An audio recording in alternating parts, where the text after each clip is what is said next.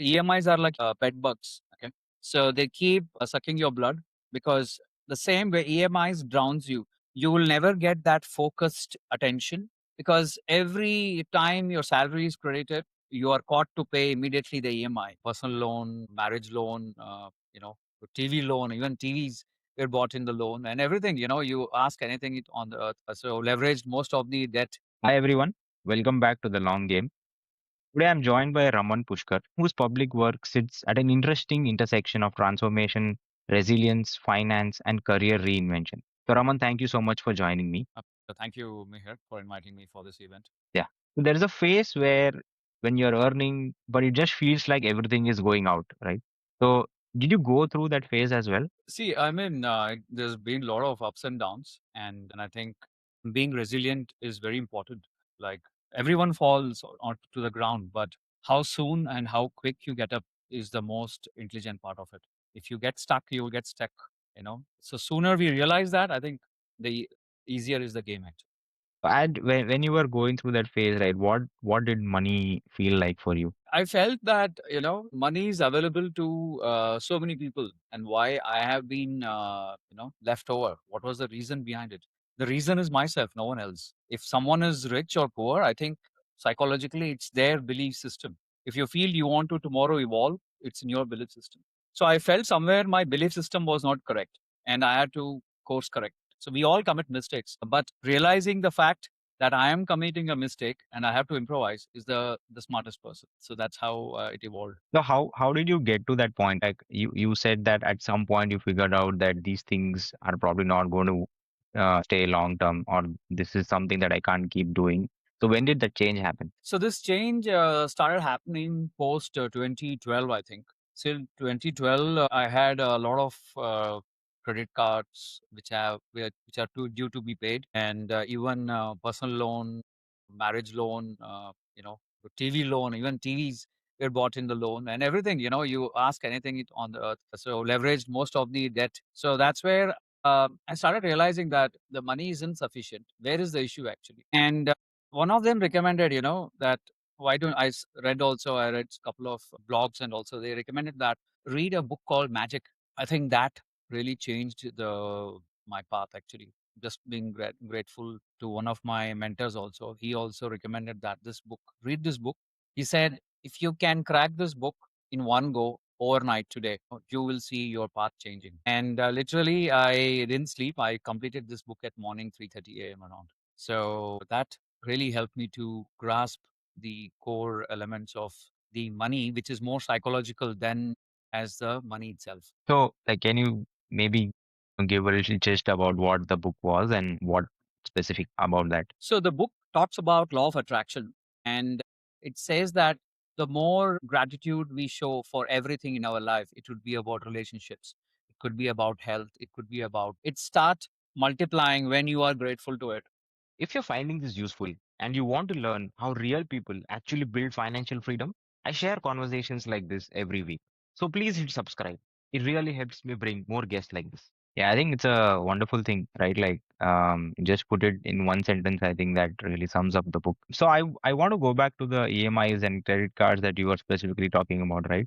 Like a lot of people have them, but nobody really talks about what they do to you, right? So how did EMIs affect the way you were thinking about money? Yeah, I think I would say EMIs are like pet bugs. Okay. So they keep sucking your blood because the same way EMIs drowns you, you will never get that focused attention because every time your salary is credited, you are caught to pay immediately the EMI. It is like hanging sword on your head. So I think that literally when you are fighting for your day to day EMIs and hand to mouth money, we realize that you are not able to cognitively think for larger purpose and larger things because you're stuck in a day-to-day mundane activities which is not really letting you to think beyond. That's why when you have a conversation with someone as an auto driver, you have a talk with them, right? They'll talk about how can I find most cheap food for 50 rupees. The same way when an employee is stuck in EMIs, his thought process is stuck actually. So if you have, I realized that my mindset and everything was getting stuck rather than like building upon further lifestyle. I realized first let me clear those EMIs and debts. which is the real road blocker for my own growth and success. That changed the trajectory So, from. so are you saying like the EMIs limit you more mentally than financially actually? Like even if you Absolutely. technically can afford things like you don't still feel free. Absolutely. I think it traps you in your your mindset.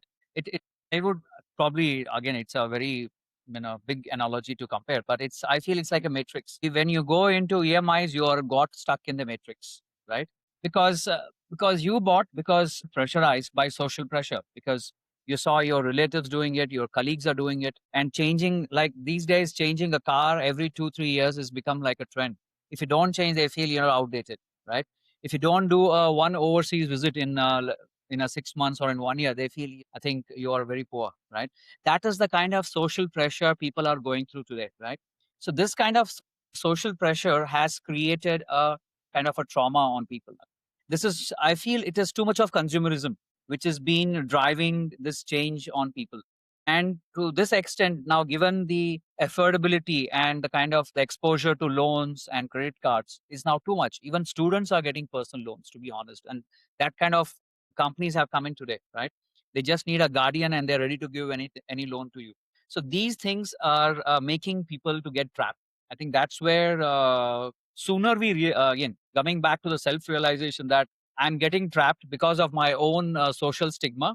I think you will be able to come out soon. If you can come out, it's very great. So do you think this really affects younger people a lot rather than older people? I could say yes and no. The reason is sometimes I have seen also, I do visit couple of universities and B schools. There are also smart young students who look very simple, and then their intellect level and thought process are amazing. Okay. I have seen every child from their high school days. They tell, they see the comparisons being happening from the school level. His father dropped him in a large SUV. Okay. So those comparisons build on, and that creates a pressure for the parents, right?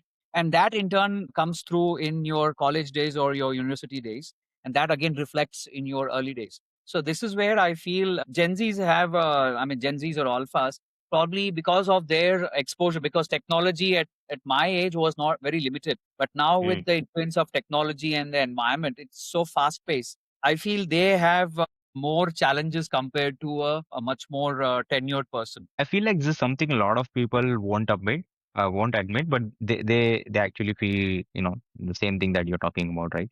So Absolutely. if someone is stuck in an EMI trap right now, what is the first step out of it? See, the first trap is, I think they have to, anything which you are not measuring, you are not improving, actually. That's the fact. So, first is list down, make a list of things. Where are your money going today? Where is it going out? Right? Are you spending on real essential things? Categorize your expenses into which is essential, comfort, luxury, right? Be honest there, okay? You cannot say, driving, SUV is a real basic need for me, isn't it? So, you have to be truthful to yourself, right? And then categorize all those expenses, where your money is going out, where the money is coming in. And then you will realize that, oh my God, I'm literally spending on my most of the things in luxury, right? It was actually never a need. And then you start, because once you see a report, it's like you going to a doctor is telling you're unhealthy. You say, doctor, I don't think so. Then he says, okay, you go to the lab, get your reports, see the numbers, then you realize. The same way, you have to realize your own numbers. The numbers speak the truth, right? So then that's where you have to start looking into it and start improvising. Got it. So two questions for you, right? One is what is the first thing that you changed, and what is something that you stopped doing to get out of this? So one thing I changed is first try to clear off all my credit cards, because that was like paying too much of highest interest, right? 36% to 45%. So, and I was just paying the minimum due. So that's where I took, a personal loan, one personal loan to consolidate all the credit cards, so that I don't need to worry and track every credit card separately. That was the first thing which I changed myself. Second question was, what did I stop? I think the one of the most important thing is budging to the friends and relatives explanation of what they do. I used to listen. That's why I feel like somewhere we have 2 years. Listen from this ear and let it go other way, right?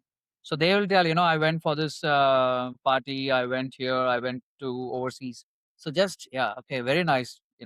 Never get influenced by those people around you for, for your own good reasons. So that's what I stop listening to the societal pressures. These two I really think help me.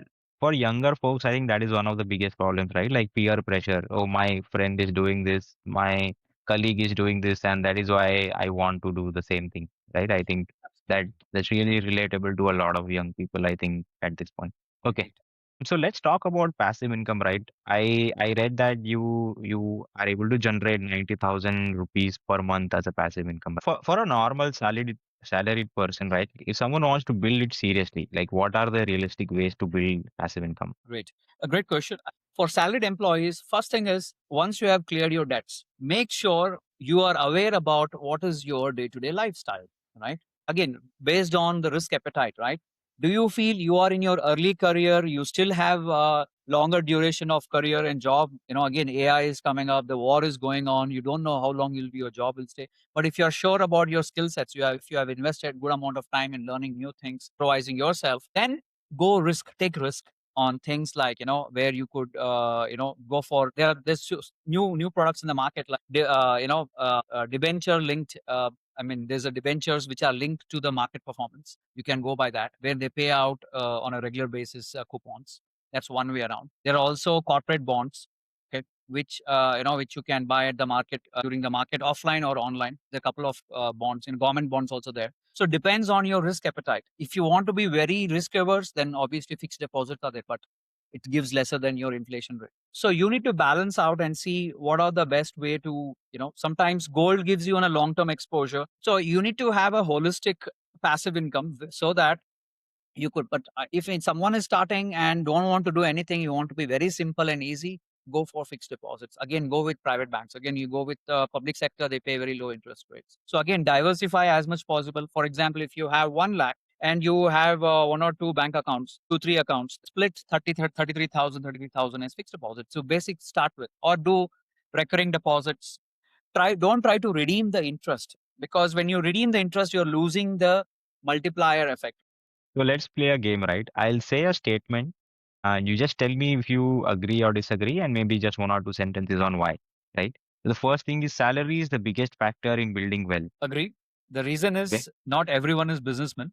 So most of us start as a job. So it's obviously it helps you to build the wealth stepping stone. got it. Buying a house early is a good decision. Depends. Uh, are you buying for a loan or buying a house where you want to build by yourself? So based on Hmm. that, right, based on that, it would be a right decision. Okay. Passive income is overrated. No, I think passive income is very important in the current world. It's not overrated. And I believe passive income is very, very important in the current trend of industry to give a freedom of mind. Most people don't need complicated investing. True. It is very simple and straightforward. It's all about patience and staying focused. Got it. Financial freedom is more about behavior than income. Absolutely. It's all about your behavioral. How do you really manage your belief system? Okay. I think a lot of people get confused between what looks good and what actually works, right?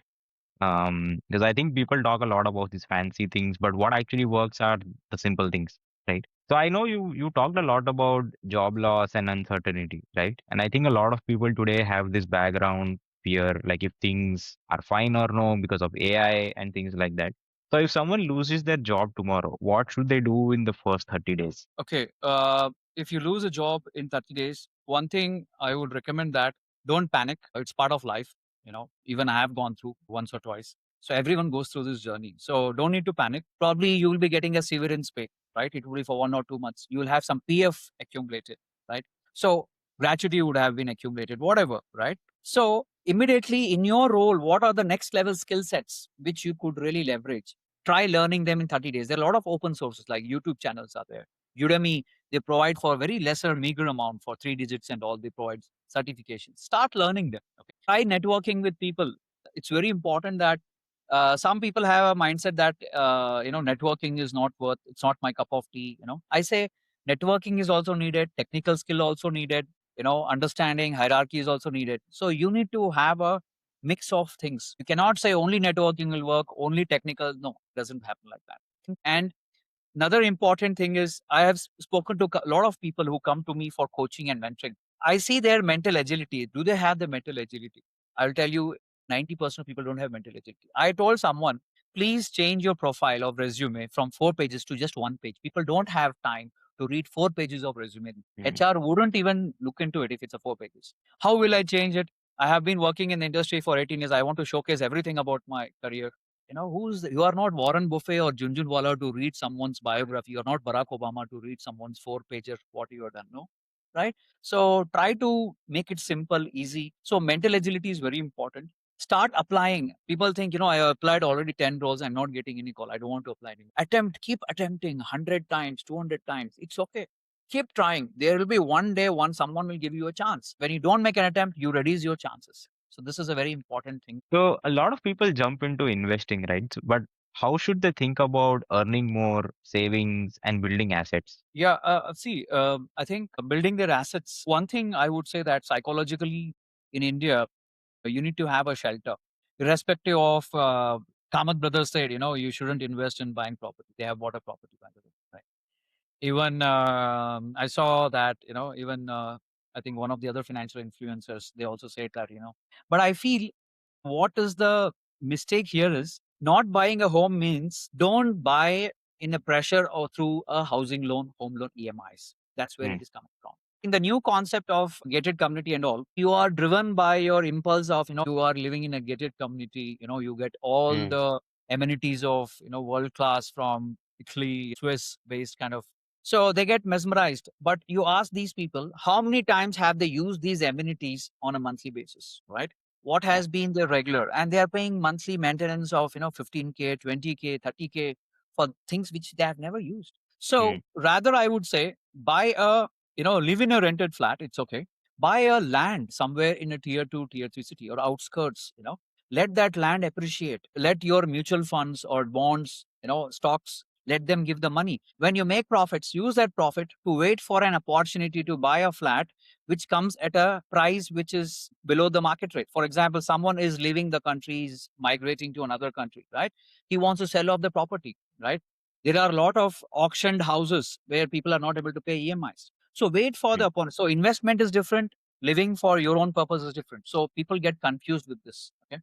So segregate that and then take this opportunity. So Yeah, I think you really spoke about that, the amenities trap, right? I see a lot of people getting into that.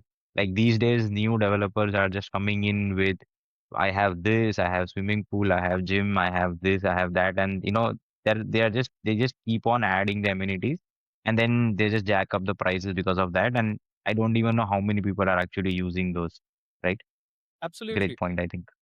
Think like I know you coach a lot of people. Yes. What kind of person, like emotionally, psychologically, they have to be to become to just have or build wealth? One thing I realized, there are 4 levels for achieving that sense. Okay. First thing is you have cleared your debts. You are no more on your loans or EMIs. Second thing, you have started building your assets. Okay. And you created a portfolio of yours. Third thing, you started generating passive income. The asset also includes your skill sets, your knowledge, also the physical properties and movable properties, everything together. And that is generating a passive income. That's a level 3. The level 4, you are now trying to tell people, you know what, I have seen these 3 levels of my journey. Now I want you to embrace this. So I Mm. feel these, after you have crossed all these 4 levels, that's where you open up the sphere and then you start telling the people. So psychologically, you need to be sure that you have achieved this path, convinced, right? Not for convincing others, but you are convinced that, I am going to live happily whatever I have achieved today and for the upcoming period of time. Got it. Do you think a lot of people stay stuck more because of the lack of knowledge that they have, or because they are just not willing to change themselves? Actually, both. I've seen my couple of my known people in my circle, friends. They feel their decisions, what they take, is 100% right. Mm, See, I would say if you're taking a decision, it's okay to just valid. I mean, just talk to people who are achieved that path or who are experienced in that specific domain, or it could be on finance, or it could be about stock markets, it could be about properties. Talk to them once. You know what? I'm going to buy a property in so and so place, and this is what they're offering me, and these are those amenities, or probably these are those future returns which I'll be getting. What do you think? What is your perspective? Validate with 3 4 of them. At least if three says it's a good deal, you should go for it, then yeah, it makes sense. You also do your online research. But no, all of the four of them are useless. My decision is perfect. I feel sometimes somewhere that's a overconfidence which you are building in, right? Just to quote an example, one of my friend already has a property in Hyderabad. Okay, he has a land in Bangalore, somewhere outskirts. Now he doesn't have a cash flow on a monthly basis. Now he's saying, I'm going to take away all my immovable and liquid assets, which are in bonds, stocks, everything. I'm going to buy another property in a coffee estate completely. You already have a two real estate properties. Again, you're buying a third one, exhausting your existing all your savings, which have been there in a immovable. So that's a bad decision from my standpoint. So coming to portfolio and diversification, right? Let's say someone is watching this in their late 20s, early 30s. They're earning okay, maybe they have some debt, but not fully clear on what to do. Right? So what should their setup look like? Like, can you explain step by step on what are the building blocks? If you are, I would say, as you age, for example, if your age is between 30, 20 to 30, you have an appetite, given your age and capacity of risk taking, and you are willing to learn new, and you are willing to explore, and you're a curious person, then take 60% of your risk, 60 to Mm, 70% risk in high risk products, right? Then you're reaching 30 to 40, then minimize it by again 10-20%. Then your risk exposure should be around 50% or 60%. Then if you're reaching around 40, then 30 to 40%. So as you age, you start reducing your risk appetite, because you cannot really start tracking, monitoring, and again your capacity to analyze things and all, it reduces, diminishes, right? So better start building the blocks like this, and then diversify in the sense, a lot of people confuse in the diversification also. Like, it should be a mix of something which is fixed for long term, right? For example, a property, it gives you a yield for 30, after 30, 40 years. If you have a land or something, it gives you a big yield. So that one element. Second element, obviously gold and silver, it has been there for long, right? Another long-term assets. Then you have some amount for a immediate urgency or emergency, some 10% around in a fixed deposit or something you can quickly redeem, right? Then 20% somewhere you put in mutual funds or bonds, again 20-30% in stocks, right? So like this, if you build a portfolio, it will take care of your overall lifestyle and your emergency purposes, and also from the long term. So I think it has mm, to be holistic. okay. So what is the one thing you think they should avoid in the first few years? First few years, I think discipline and patience. A lot of people quickly make decisions, especially now stock markets are down. Everyone would be aware because of this war. People are panicking. If you have invested based on your own research, there are a lot of people who recommend you the stocks. Based on that, people start investing.